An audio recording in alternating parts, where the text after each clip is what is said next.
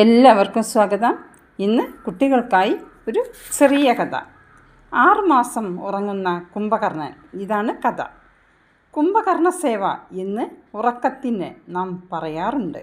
കൊല്ലത്തിൽ 6 മാസം തുടർച്ചയായി ഉറങ്ങുന്ന കുംഭകർണൻ്റെ പേരിൽ നിന്നാണ് കുംഭകർണ സേവ എന്ന പ്രയോഗം ഉണ്ടായത്.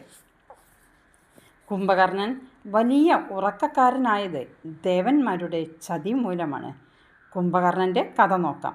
വൈകുണ്ഠത്തിൻ്റെ കാവൽ ദേവന്മാരായിരുന്നു ജയൻ, വിജയൻ എന്നിവർ.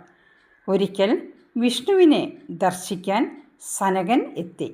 ജയവിജയന്മാർ സനകനെ വൈകുണ്ഠത്തിലേക്ക് കടത്തിവിട്ടില്ല. സനകമുനി ജയവിജയന്മാരെ ശപിച്ചു. 3 ജന്മം നിങ്ങൾ ഭൂമിയിൽ അസുരന്മാരായി കഴിയും. ആ ശാപമനുസരിച്ച് ജയവിജയന്മാർ ഹിരണ്യാക്ഷൻ, ഹിരണ്യകശിപു എന്നീ അസുരന്മാരായി ജനിച്ചു. അടുത്ത ജന്മത്തിൽ അവർ രാവണനും കുംഭകർണനുമായി ജനിച്ചു. കുംഭകർണൻ ഭൂമിയിൽ അസുരനായി കഴിയുമ്പോൾ അവന് ദേവനായി തീരാൻ കൊതിയായി. ദേവനായാൽ പോരാ, ദേവേന്ദ്രനാകണം. അതായിരുന്നു കുംഭകർണൻ്റെ മോഹം. അതിന് അവൻ ബ്രഹ്മാവിനെ തപസ് ചെയ്തു. ബ്രഹ്മാവ് പ്രസാദിച്ചു. എന്ത് വരമാണ് വേണ്ടതെന്ന് ചോദിച്ചു. ഇന്ദ്രപദം ആവശ്യപ്പെടാനായിരുന്നു കുംഭകർണൻ വായ തുറന്നത്.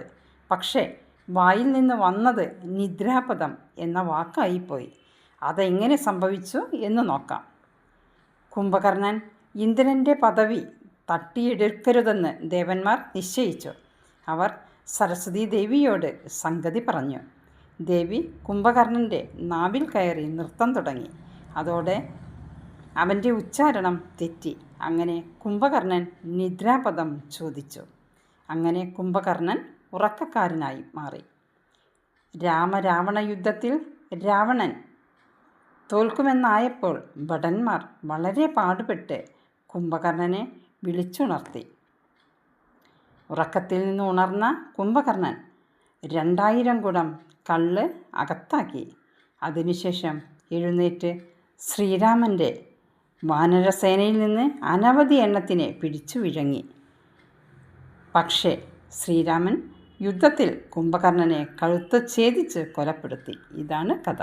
എല്ലാവർക്കും നമസ്കാരം.